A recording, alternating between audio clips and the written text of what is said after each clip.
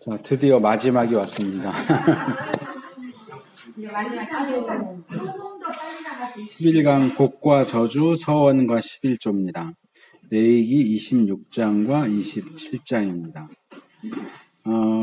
여기 25장, 26장, 27장이 레위기 다른 부분하고 좀 다르다 하는 얘기가 이제 앞에 나와 있어요. 그래서 여기 레위기 7장 끝에 신의 산 또는 신의 광야 이야기가 여기 25장으로 넘어오면서 25장 1절에 그리고 27장 34절에 그리고 26장 46절에서도 이 신의 산 또는 신의 광야 하는 이야기가 나옵니다. 이건 뭐냐 하면 그러니까 이 시나이 페리코프라고 해가지고 신의 산 전승 단락 여기 그 위에 있는 밑줄 중간쯤에 보시면 그 표현이 나오죠. 신의 산 전승 단락. 그래서 이 신의 산을 강조하는 내용으로 이제 서로 연결돼 있고 사실은 25장, 26장, 27장이 하나의 단락이다. 제가 이제 앞에서 25장은 따로 다루긴 했지만 그래서 여기 25장에서 27장을 보면 구속, 구속자, 구속하다, 고엘, 앞에서 얘기한 고엘이라는 단어가 무려 29번이나 나온다. 25장에 17번, 27장에 12번. 그래서 레위기의 다른 부분에는 이 단어가 안 나온다는 거죠. 그렇기 때문에 이 단어로 요 25, 26, 25장과 27장이 서로 이렇게 연결되어 있다. 그래서 이 단어를 놓고 본다면 결국 레위기는 구속을 바라보면서 레위기를 끝맺고 있다. 이렇게 말할 수도 있다 하는 겁니다. 그래서 그 중간에 나오는 이 26장은 복과 저주. 신명기 28장은 많이 알려져 있죠. 나가도 복을 받고 들어와도 복을 받고 그 내용 나오는 신명기 28장이 많이 알려져 있지만 신명기 28장의 이전 형태가 보다 초기의 형태가 이 레위기 26장입니다. 그래서 신명기 28장하고 거의 쌍둥이라고 할 수 있는 내용이고요. 그래서 이 26장은 레위기 전체를 놓고 볼 때도 사실은 좀 특이한 내용이에요. 율법을 제시하는 것도 아니고 어떤 이야기를 제시하는 것도 아니고 마치 이 모세오경 출애굽기나 신명기를 연구할 때는 많이 나오는 표현인데요. 이 고대 근동의 조약, 계약, 종주권 계약이라고 보통 얘기하는데 강한 나라와 약한 나라 사이에 계약을 맺어요. 그래서 강한 나라는 말하자면 형님 나라로서 약한 나라를 잘 보살펴준다. 약한 나라는 강한 나라 말 잘 듣는다. 뭐 이런 식의 이제 불평등 조약이죠. 지금 우리나라가 미국하고 맺고 있는 군사조약이 이제 그런 식이란 말이에요. 이제 그런 계약이 고대부터 있었는데 그런 계약 문서들을 이렇게 연구를 해보면 기본적으로 나와 있는 그 형태가 지금 출애굽기에 나와 있는 십계명이라든지 신명기라든지 모세오경 전반에 나오는 내용이 그런 계약서의 틀을 따르고 있다 하는 거예요. 그래서 역사적 서원, 나와 너의 역사적인 관계가 어떻게 진행되어 왔다. 내가 너를 위해서 뭘 해줬다. 너는 나에게 이런 거를 해야 된다. 그러다가 이제 끝에 가면 이런 복과 저주가 나와요.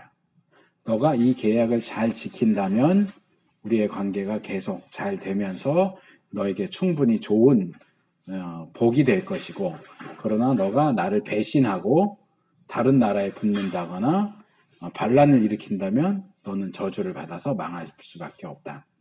그러니까 이런 내용이 그래서 이제 신명기도 전체적으로 그런 종주권 계약의 틀을 따라서 진행이 되기 때문에 끝에 가서 복과 저주가 나오는데 레위기는 그 틀을 따르고 있지 않는데도 이 끝에 꼭 그런 데 나오는 것처럼 복과 저주가 나오기 때문에 굉장히 독특하다.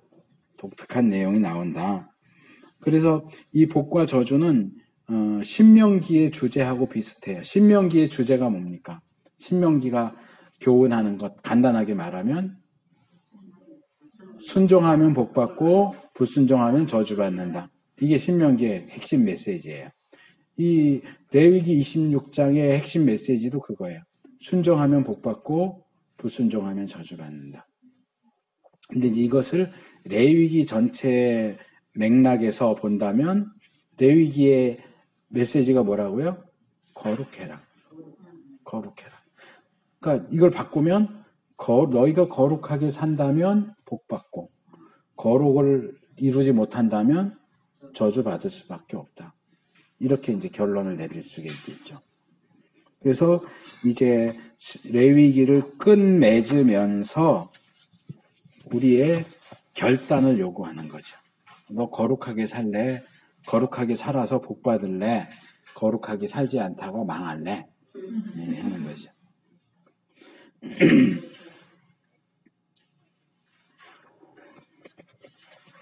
그래서 235페이지 표 있죠. 보시면 자 도입부가 나오고 축복이 5가지 종류 나오고요.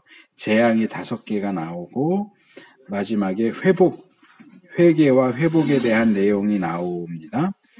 그래서 아까도 제가 말씀드렸지만 신명기 28장도 일반적으로 그냥 복과 저주 이렇게 알려져 있고 레위기 26장은 거의 알려져 있지 않지만 레위기 26장도 복과 저주 이렇게 요약할 수는 있지만 특이한 건 뭐냐 하면 끝에 회복에 대한 내용이 있다는 거예요.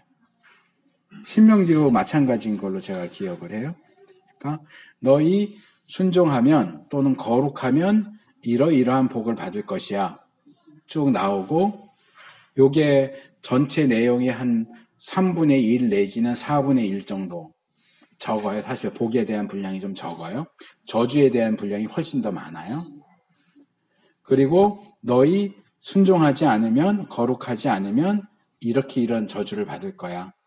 그래서 뭐 굶어 죽고 뭐 전쟁 당하고 나오고 포로로 잡혀가고 거기까지 나오고 끝에 가서 그러나 너희가 잡혀간 그곳에서 회개하면 내가 너희를 다시 회복시켜 줄 거야 하는 내용이 추가적으로 따라 붙는다고 하는 거죠.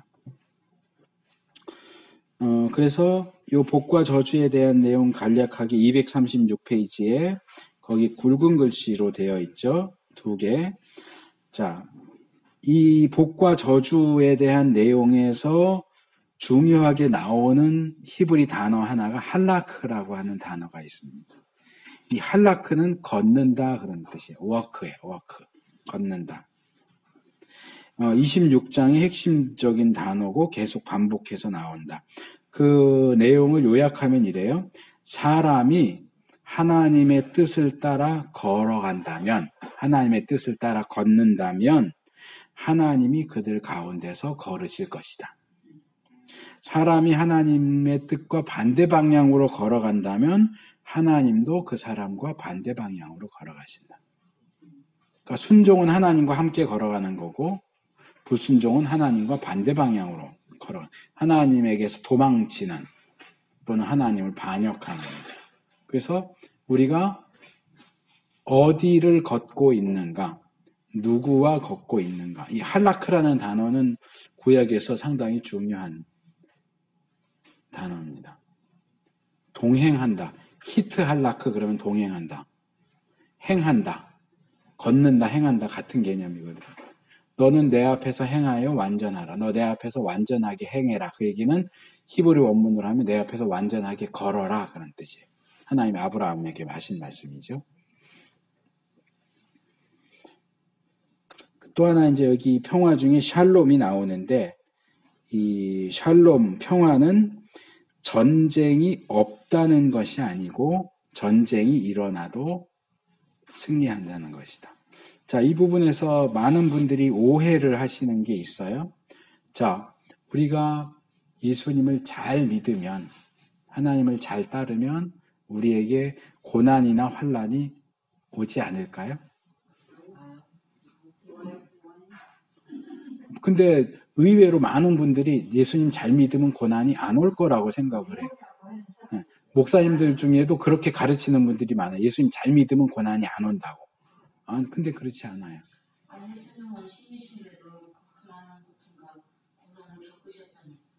인간을 다루는 하나님의 방법 가운데 굉장히 중요한 것 중에 하나가 고난이에요. 고난은 금, 은을 재련해서 순금, 순은을 만들려면 풀무나 도가니에 집어넣어서 녹여야 돼요. 그래야만 순도가 높아지죠. 우리 인간이 이 순도가 높아지는 방법은 고난이라는 용광로를 통과하는 거예요. 이건 성경 전체가 동일하게 얘기하는 거예요. 고난 안 겪고 믿는 사람들은 없어요. 네. 그리고 나름대로의 고난이 또 있어요. 네. 우리가 볼 때는 저 사람은 자녀도 잘 되고 돈도 많고 걱정이 하나도 없겠네. 걱정이 왜 하나도 없겠어요. 그 부교육자 하면서 신방하고 이러면은요, 부자고 그런 집은 또 남편이 바람피거나 이래서 또 고민이 많아요. 네. 평안하지 않아요. 어렸을 때부터 돈 많이 주고 이렇게 하니까.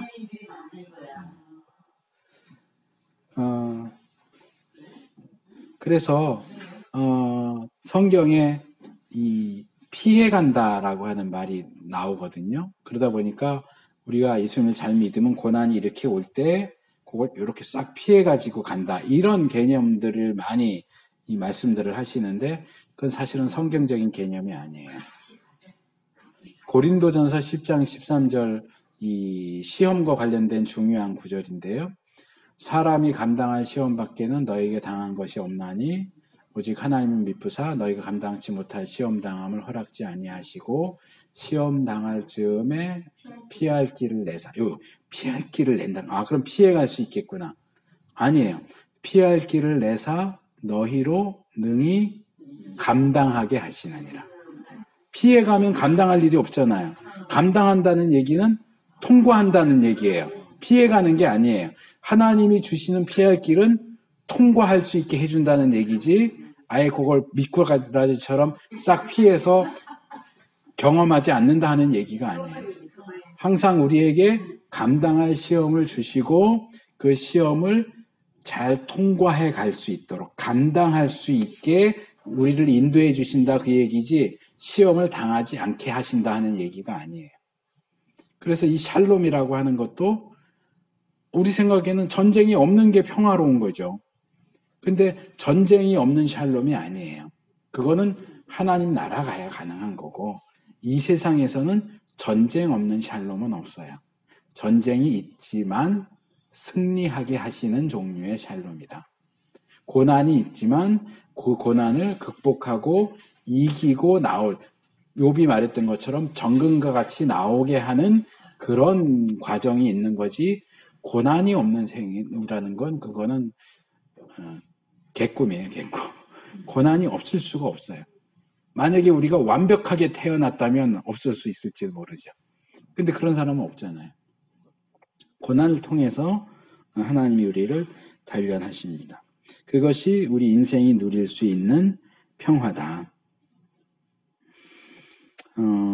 그리고 요거는 여기 30절, 31절 오른쪽 페이지 밑줄 쳐놓은 거 보시면요. 너희 시체를 우상들의 시체 위에 던질 것이다. 이렇게 해놓고 성소를 파괴시키는 가장 완벽한 방법이다. 이렇게 했죠. 자, 성소, 그러니까 신을 섬기는 곳인데 그걸 무너뜨리면 다시 세우면 돼요. 근데 그걸 정말로 무너뜨리려면 어떻게 하냐면 거기에다가 시체를 던져 넣는 거예요. 그럼 그 땅 자체가 부정하게 되기 때문에 다시 건물을 세워도 성소로 쓸 수가 없어요. 그래서 신약에는 거의 안 나오지만 구약에 보시면 이 장면이 가끔 나와요. 성소에다 시체를 던지는. 그러니까 산당 같은 데다 시체를 던지는.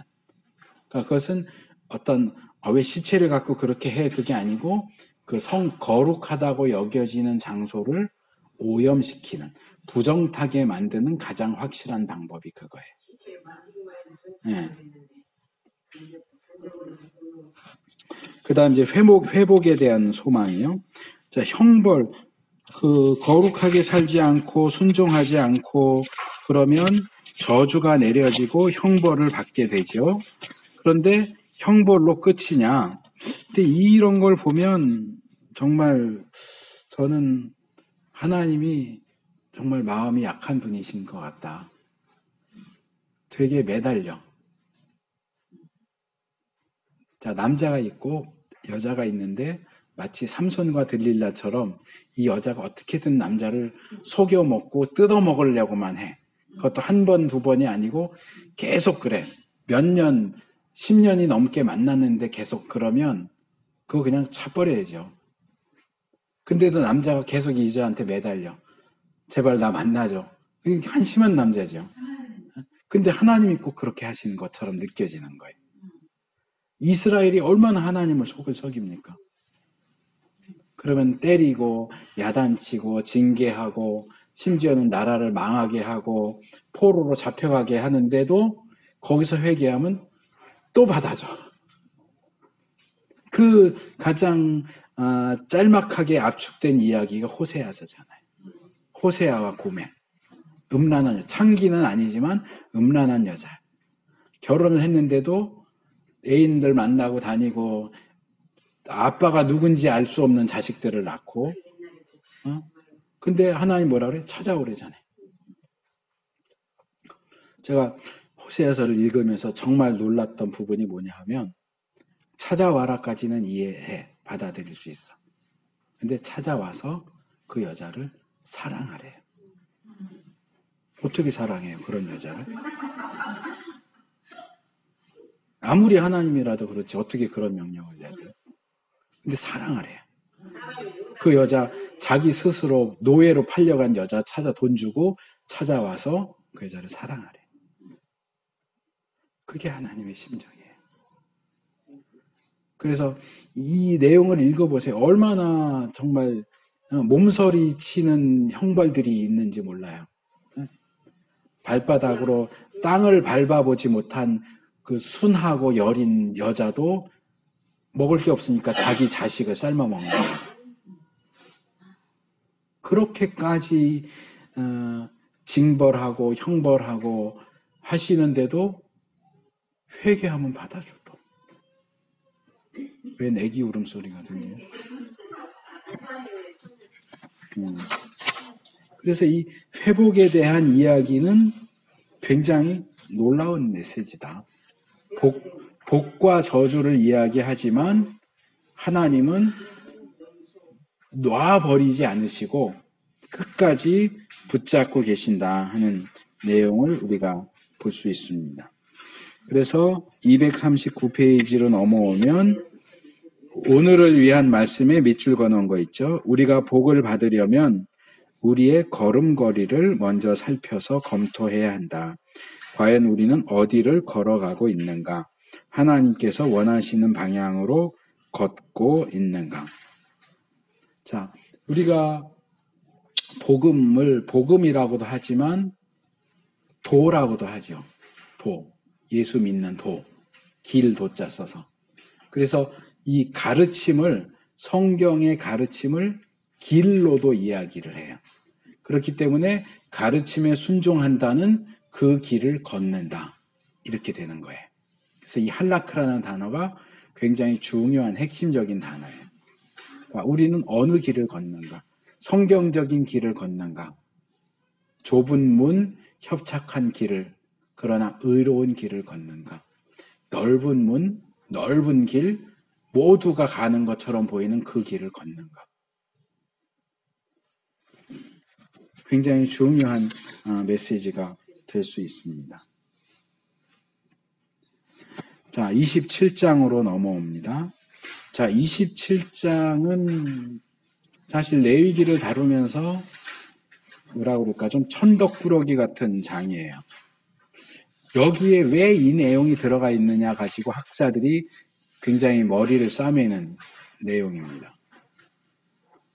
여기 이제 나오는 내용들이 주로 이제 서원 예물들이에요. 서원 예물들이긴 한데, 이게 왜 레위기 가장 마지막에 나오지? 차라리 27장이 없고 26장으로 끝났으면 딱 좋았을 텐데, 결론으로. 근데 꼭 사족처럼 붙어 있어서 이게 왜 여기 있을까를 많이 고민을 했어요. 그래서 이 언약 법전집을 마무리 짓는 결론부로서는 잘 어울리지 않는다. 26장이 오히려 잘 어울리고 27장을 잘 안 어울린다. 왜 27장이 여기 있느냐? 학자들이 여러 가지로 이야기를 하고, 이 레위기에 있어서는 거장이라고 할 수 있는 웬함이라고 하는 학자가 26장의 축복과 저주는 하나님 편의 약속이다. 하나님의 서원이고 27장은 인간의 서원이다. 그래서 이 두 가지가 잘 연결된다. 이렇게 주장을 하는데, 제가 볼 때는 이건 좀 억지예요. 이 복과 저주가 하나님의 서원은 아니죠. 약속하고 서원은 분명히 다르거든요. 이 하나님이 서원에서 말씀하시는 내용이 아닌데 너무 이렇게 두드려 맞추려고 좀 무리해서 이야기하고 있는 것으로 보인다. 그 밑에 줄쳐놓은 거 보면 이건 제가 좀 동의해요. 헤르츠라는 학자가 얘기했는데, 레위기가 1장에서 7장의 성소의 규정으로 시작해서 27장의 성소의 규정으로 끝난다. 그 밑에 보면 1장에서 7장 그리고 27장은 둘 다 고르반 법이다. 이 부분은 제가 동의할 수 있어요. 제가 번제에 대한 내용 3강 하면서 고르반 설명을 드렸죠. 예물이라고 해요. 예물. 이 고르반, 히브리어로 코르반인데요. 이 코르반은 카라브에서 왔다고 제가 말씀을 드렸습니다. 카라브는 동사인데 가까이 간다 또는 바친다 그런 뜻이에요. 그러니까 하나님께 가까이 가고자 하는 자는, 카라브 하고자 하는 자는 코르반을 들고 가야 돼요. 그게 기본 예의다 그랬죠. 그래서 1장에서 7장은 우리가 어떻게 제사를 통해서 하나님 앞에 제물이라고 하는 코르반을 가지고 하나님 앞에 카라브 할 것인가를 다루고 있다면, 27장은 여긴 제물은 아니에요. 예물이죠. 여기서는 예물, 서원 예물, 뭐 10분의 1, 가축의 10분의 1, 뭐 이런 것들, 어떻게 예물, 이것도 코르반이죠. 사실은 코르반을 가지고 하나님 앞에 카라브 할 것인가를 다루고 있다. 그래서 이것을 이제 보통 봉투형 또는 수미 쌍괄, 이제 라틴어로 인클로시오라고 하는데요. 그러니까 처음 이야기와 끝의 이야기가 같은, 이렇게 쌍을 맞추는 거예요. 짝을 맞춰서 되어 있는 형태를 수미 쌍괄이라고 해요. 그러니까 레위기는 코르반에 대한 이야기로 시작해서 코르반에 대한 이야기로 끝난다 이거죠. 시작과 끝이 같은 경우. 중간엔 다른 이야기가 들어가지만, 그래서 그런 구조로 이해하는 것이 훨씬 더 좋지 않겠느냐. 그래서 이 코르반은 크게 두 종류로 나눌 수 있는데, 242페이지 위에 줄이요. 제단에 올려서 태워지는 제물로서의 코르반이 있고, 11조나 초태생, 서원 예물같이 제단에 태우지는 않지만 하나님께 드려지는 코르반이 있다. 그러니까 1장에서 7장은 제단에 올려서 태우는 코르반을 다루고 27장은 그냥 하나님께 드려지는 코르반을 다룬다. 이게 제가 볼 때는 더 좋은 설명인 것 같아요. 그래서 242페이지 제일 밑에 줄도 보시면 27장이 결과적으로 독자들을 레위기의 서두로 1장에서 7장으로 되돌려 보낸다는 사실에 주목하는 것도 의미가 있다. 그래서 이것이 가장 좋은 설명이라고 보이고, 또 하나는 이건 이제 정중호 교수가 얘기하는 내용인데요. 이 서원 예물 27장이 말하는 코르반은 하나님께 드려지는 것이기는 하지만 사실은 그렇게 드려지는 것은 실제적으로 누구한테 주어지느냐 할 때 제사장과 레위인에게 주어집니다. 자, 우리가 교회에서도 마찬가지. 예배 드리면서 헌금 하잖아요. 헌금 누구한테 드려요? 하나님한테 드리는 거예요. 목사님한테 주는 거 아니잖아요. 하나님한테 드려요. 하지만 하나님께 드리는 그 헌금 모아서 우리가 뭐 하나님한테 쏘아 올립니까? 그거 계수해서 결국 교회 유지비, 그리고 인건비, 뭐 그 외에 교회를 꾸려 나가는데 필요한 비용으로 쓰잖아요. 사람이 쓰잖아요. 그러니까 구약 시대에도 성막에다 예물을 드리면 그게 하나님한테 가는 건 아니에요. 드리기는 하나님께 드리지만 실제로 그것이 쓰여지는 것은 성막 유지비, 그리고 제사장들과 레위인들의 생활비로 주어지는 거예요. 그래서 정중호 교수님이 이 부분을 굉장히 중요하게 보는데 저는 거기에 동의를 해요. 자, 레위기는 기본적으로 뭐에 대한 책이라고요? 거룩에 대한 책이에요. 거룩에 대한 책이에요. 레위기는 하나님의 백성이 어떻게 거룩하게 살 것인가를 가르치는 책이고, 레위기에서 우리에게 제시해주는 하나님의 백성이 거룩하게 살기 위해서 반드시 필요한 존재가 있어요. 그게 누구라고요? 제사장이에요. 제사장은 하나님의 백성이 거룩하게 살도록 하기 위해서 거룩한 것과 속된 것, 부정한 것과 정한 것을 분별해서 가르쳐야 돼요. 그게 레위기 11장에서 26장 또는 27장에 해당되는 내용이고, 그런데 그 거룩이 깨졌을 때 하나님과의 관계를 회복시키기 위한 방법이 뭐라고요? 1장에서 7장에 나오는 제사예요. 그러면 제사장으로서의 역할을 제대로 하기 위해서 실질적으로 필요한 게 뭐겠느냐?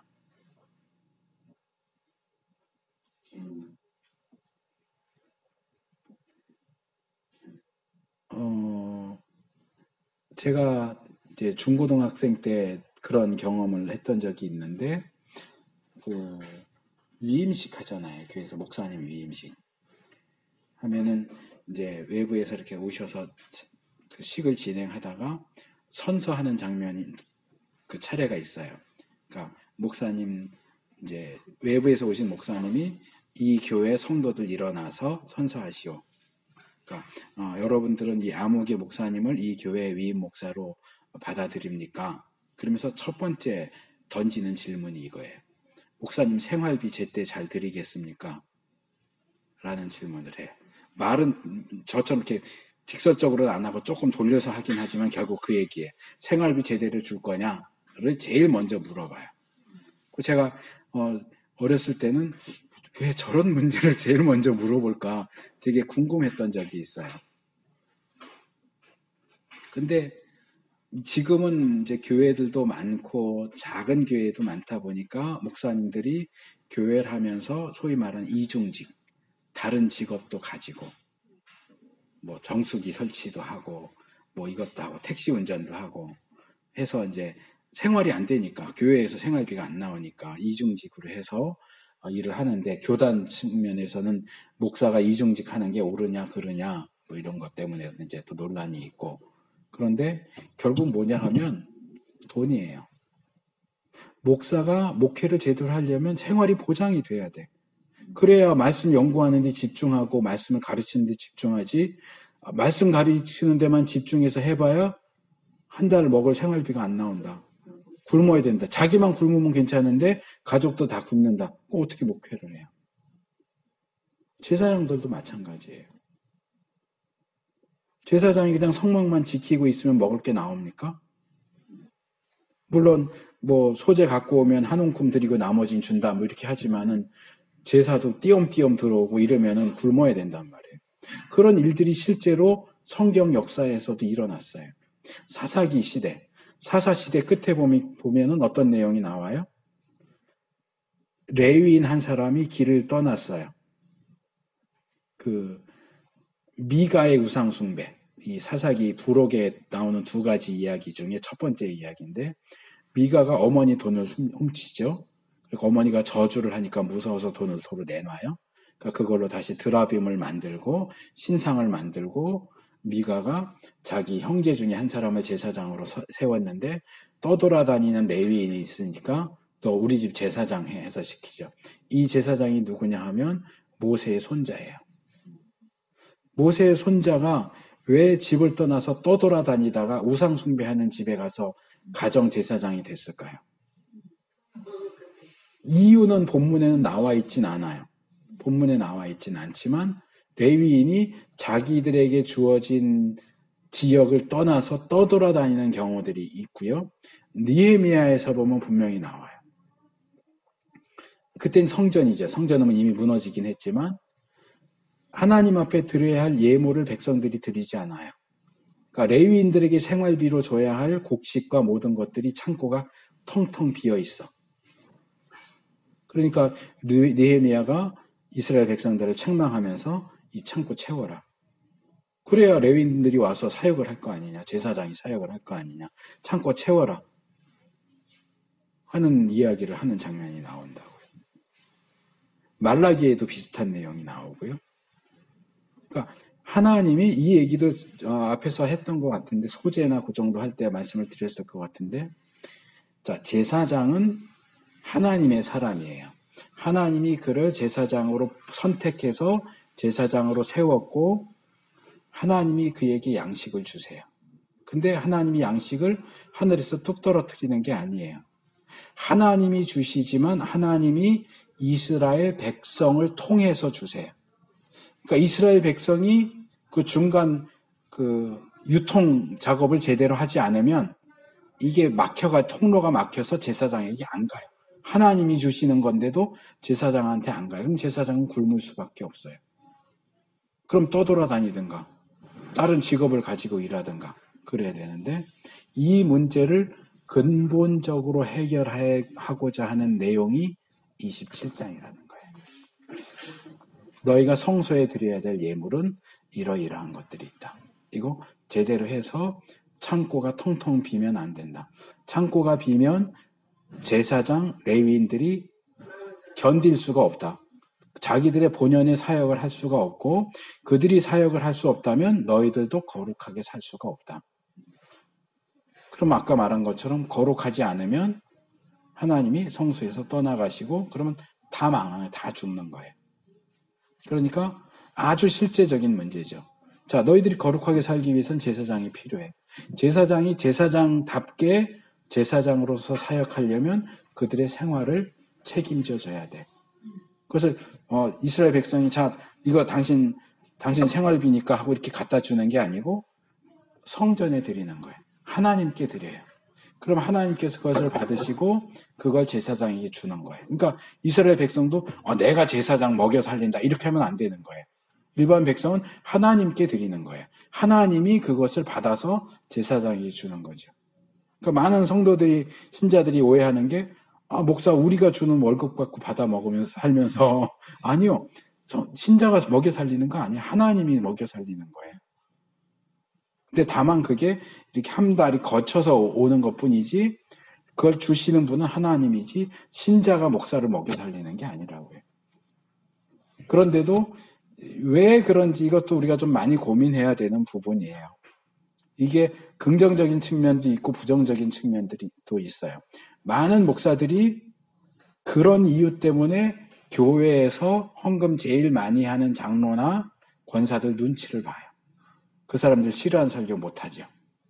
어떤 정책을 하려고 해도 그 사람들이 반대하면 그냥 접고 이거는 부정적인 측면이죠.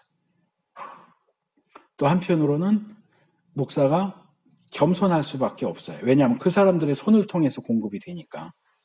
그러니까 긍정과 부정이 다 있는데 어쨌든 그런 여러 가지 이유로 하나님께서 제사장들에게 그들의 양식을 주시면서도 직접적으로 주시는 것이 아니라 하나님의 백성들을 통해서 주시는데 이 부분에 있어서도 이스라엘 백성들이 잘 분별하고 실수 없이 할 수 있도록 이 부분도 제사장이 가르쳐야 된다는 거예요. 이스라엘 백성을.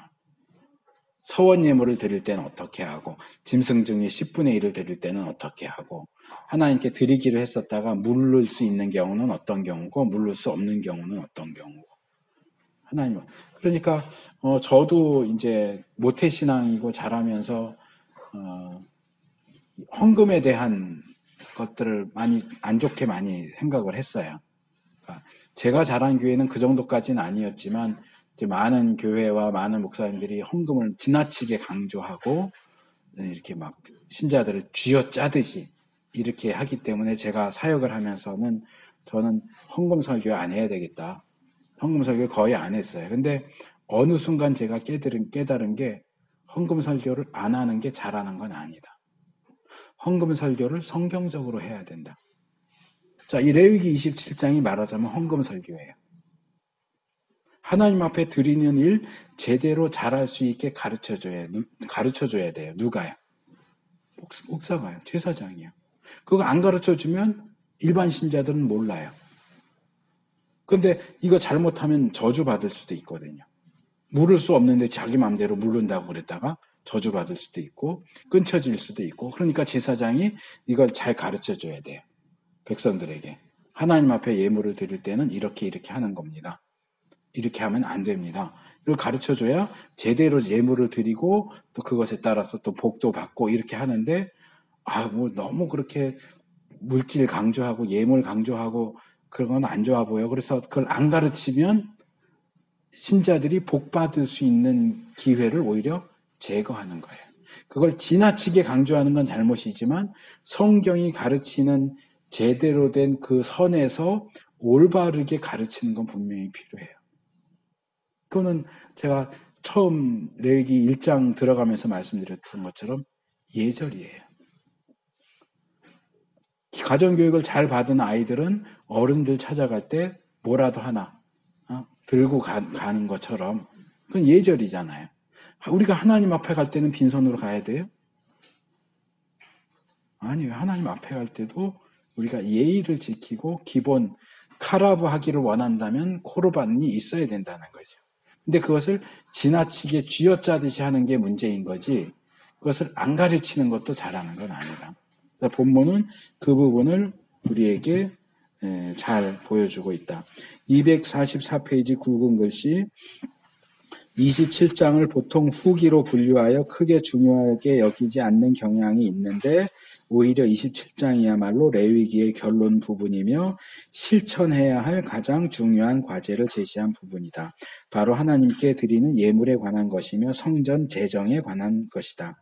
이 부분이 희년 정신에 입각해서 올바로 정착되어야 하나님의 성전이 새로운 공동체를 인도할 수 있는 지도력을 확보할 수 있고 새로운 공동체의 희망을 성취할 수 있다는 실제적인 전략을 제시하고 있다.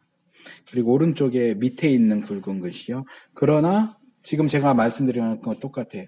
그렇다고 해서 백성들의 경제적 기반에 타격을 주면 안 된다. 그러니까 11조 낼 거 없으면 꼬서라도 내. 빚을 내서라도 내. 그건 아니란 말이에요. 있는 거 안에서 하는 거죠.